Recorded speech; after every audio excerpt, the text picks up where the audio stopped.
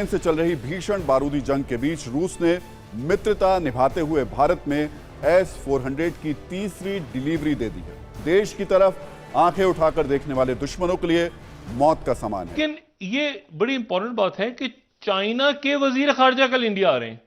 अच्छा, G20 summit में शिरकत, G20 का इजलास हो रहा है, तो G20 में चूंकि चाइना भी है और रशिया भी है और अमेरिका भी है, तो सेक्रेटरी ब्लिंकन भी पहुंच रहे हैं वहां, और साथ ही चाइना के वजीर खारजा भी आ रहे हैं और रशिया के भी आ रहे हैं और बाकी मुल्कों के भी आ रहे हैं। और खबर यह है कि मूडीज की नई रेटिंग आई है और उस रेटिंग में पाकिस्तान को मजीद डाउनग्रेड कर दिया गया। पाकिस्तान को कैसे डाउनग्रेड की गई है? पाकिस्तान की रेटिंग वो हो गई है CAA3। आपको लगता है कि अगर इंडिया के साथ हमारे टर्म्स बेहतर हो जाएं तो पाकिस्तान के मसाइल कुछ हद तक बेहतर हो सकते हैं? और इसमें ये बताया गया है कि बहुत खतरा है डिफॉल्ट का भी और काफी कुछ तशवीशनाक सूरत हाल है। सर, बड़े अफसोस के साथ कहना पड़ रहा है कि इस मुश्किल वक्त में कोई मुल्क भी हमारी मदद करने को तैयार नहीं, इवन कि कोई इस्लामिक कंट्री भी आगे बढ़कर हमारी मदद को करने को तैयार नहीं है। लेकिन ये इवेंट्स इंपॉर्टेंट हैं क्योंकि चाइना के फॉरेन मिनिस्टर का इंडिया आना और रशिया के फॉरेन मिनिस्टर का इंडिया आना। नमस्ते दोस्तों, जय हिंद। हिंदुस्तान स्पेशल में आपका स्वागत है। दोस्तों, G20 बैठक में हिस्सा लेने के लिए कई देशों के विदेश मंत्री भारत पहुंच गए हैं। बीती रात रूस के विदेश मंत्री सरगेई लावरोव भारत पहुंचे। उनका बड़ी गर्मजोशी से भारत में स्वागत किया गया।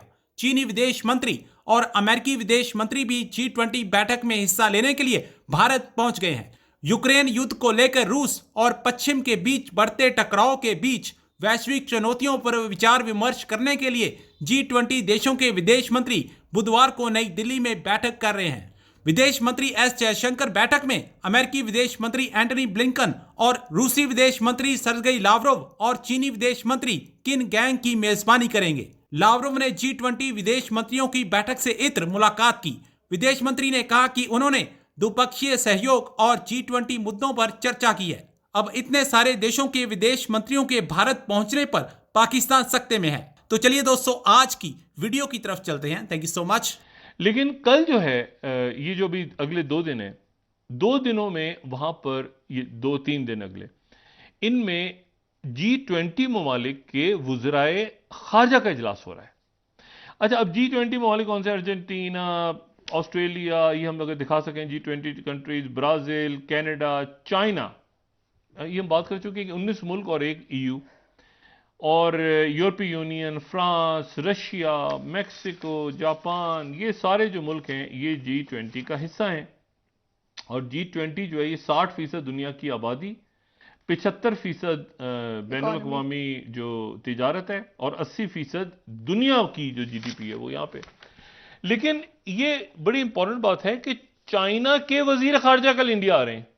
अच्छा, G20 समिट में शिरकत, G20 का इजलास हो रहा है, तो G20 में चूंकि चाइना भी है और रशिया भी है और अमेरिका भी है, तो सेक्रेटरी ब्लिंकन भी पहुंच रहे हैं वहां, और साथ ही चाइना के वजीर खारजा भी आ रहे हैं और रशिया के भी आ रहे हैं और बाकी मुल्कों के भी आ रहे हैं। लेकिन अच्छा, इसमें फिर पहले एक बात और दूसरा जो इवेंट हो रहा है वो रईसाना डायलॉग, जो कि उनकी ORF, जो उनका थिंक टैंक है, बहुत बड़ा थिंक टैंक, वो हर साल अरेंज करता है। यहाँ पे जो है इंडिया भी है, यहाँ पर जो है वो ऑस्ट्रेलिया भी होगा G20 ममालिक में, और अमेरिका भी होगा। तो क्यों ना G20, तो क्यों ना साइड पे क्वाड का भी इजलास कर लिया जाए। लेकिन ये इवेंट्स इंपॉर्टेंट हैं क्योंकि चाइना के फॉरेन मिनिस्टर का इंडिया आना और रशिया के फॉरेन मिनिस्टर का इंडिया आना, यूक्रेन डिस्कस। खबर बहुत बड़ी और एक ही खबर जो कि कल रात को आई, और खबर यह है कि मूडीज की नई रेटिंग आई है और उस रेटिंग में पाकिस्तान को मजीद डाउनग्रेड कर दिया गया। पाकिस्तान को कैसे डाउनग्रेड की गई है? पाकिस्तान की रेटिंग वो हो गई है CAA3। और इसमें यह बताया गया है कि बहुत खतरा है डिफॉल्ट का भी और काफी कुछ तशवीशनाक सूरत हाल है। आफाक फारूकी साहब, आपकी नजर से ये रिपोर्ट गुजरी, सर ये कहां पर आ गए हम और अब क्या होगा? जी, मैंने इत्तेफाक से अभी देखी है, और देखिए ये कोई सरप्राइज नहीं है, ना शॉकिंग है। ब्लूमबर्ग जैसे पर्चे, फाइनेंशियल टाइम्स जैसे जितने भी ऐसे इंटरनेशनल पर्चे हैं, वॉल स्ट्रीट, ये बहुत अरसे से सेम बातें कर रहे हैं। आज ये है कि मोडीज ने आपको 3 टाइम मोर माइनस कर दिया कंटिन्यू। अच्छा हंसी, मुझे तो हंसी आती है अब कि हम कितने बेखबर हैं कि जब सेकंड टाइम अभी कोई मंथ अगो मेरे ख्याल में मूडीज ने माइनस किया तो इशाक डार कर रहे थे कि ये तो इनकी बड़ी अजीब हरकत है, इन्हें हमसे पहले बात करनी चाहिए थी, जब उनका दिमाग कुछ ज्यादा ही खराब था। और देखें ये जो आज मूडीज ने कहा है कि जी अगर इनको अभी 12-13 बिलियन डॉलर मिल भी जाए जून तक, ये सरवाइव भी कर जाए, तो नेक्स्ट ईयर तक फिर इन्हें 35 बिलियन डॉलर के पास चाहिए। और इनके पास कोई शेड्यूल नहीं है, कहीं पर कोई इंडेक्स नहीं है, कहीं कोई डेटा नहीं है, कहीं से इनकी कोई कमिटमेंट नहीं है। तो डिफॉल्ट का खतरा गुज़िश्ता 4 मार्च से जब से सागदार आए हैं, वो जो मुझे याद पड़ता है मुफ्ता जब थे एंड था, तो उस वक्त तक चीजें लगता था कि सही पॉजिटिव डायरेक्शन में जा रही, मगर इनके आने के बाद तो मुसलसल ही फोरकास्ट की जाती रही है। ये बिल्कुल भी नई नहीं है, हम लोग नहीं समझ पा रहे हैं, दुनिया हमें बहुत दिनों से बता रही है। अच्छा फिर देखें ना, आपकी सिचुएशन ये है कि आपके कंटेनर, आज सुप्रीम कोर्ट ने भी कहा कि सिचुएशन तो आपकी ये है कि आपके पास ज़र मुबादला के ज़खायर ही नहीं है, कोई पैसे ही नहीं है। इस वक्त पाकिस्तान अपनी मुआशी बहाली की जद्दोजहद में लगा हुआ है। इसी दौरान हालिया दहशतगर्दी के वाकयात ने पाकिस्तान की मुश्किलात मजीद बढ़ा दी हैं। पाकिस्तान के प्राइम मिनिस्टर शहबाज शरीफ का कहना है कि जब तक पाकिस्तान अपने अंदरूनी मसाइल हल नहीं कर लेता, कोई भी मुल्क पाकिस्तान की मदद करने को तैयार नहीं है। हमारा हमसाया मुल्क भारत, उसकी कई जमातों की तरफ से पाकिस्तान को मदद की ऑफर की गई है, लेकिन पाकिस्तान की गवर्नमेंट की तरफ से कोई रिस्पॉन्स नहीं दिया गया। इसी सारे मुद्दे पर आज हम बात करने वाले हैं पाकिस्तान की आवाम से, तो आइए चलिए हमारे साथ। अस्सलाम वालेकुम। वालेकुम सलाम। आपका नाम? मेरा नाम बख्तावर अली है। बख्तावर अली, आपको पता है इस वक्त पाकिस्तान अपनी तारीख के बदतरीन मौशी बहरान से गुजर रहा है।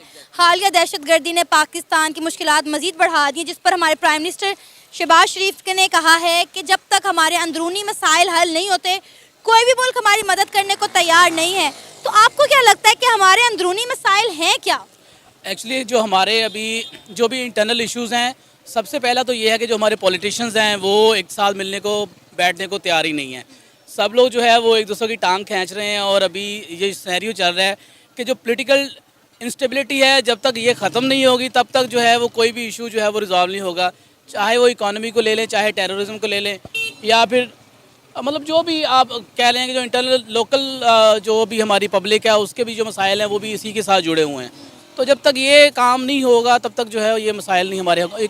और अगर हम इकानमी के हवाले से देखें तो देखें जो बाकी जो इतने भी बाहर वाले ममालिक हैं वो हमारी जो हेल्प कर करके ना वो भी थक चुके हैं, क्योंकि हम लोग जो है इंटरनली अपने आप को थोड़ा सा ना तो स्टेबलाइज कर रहे हैं और ना ही हम लोग जो है वो सीधा होना चाह रहे हैं। सर, बड़े अफसोस के साथ कहना पड़ रहा है कि इस मुश्किल वक्त में कोई मुल्क भी हमारी मदद करने को तैयार नहीं, इवन कि कोई इस्लामिक कंट्री भी आगे बढ़कर हमारी मदद को करने को तैयार नहीं है।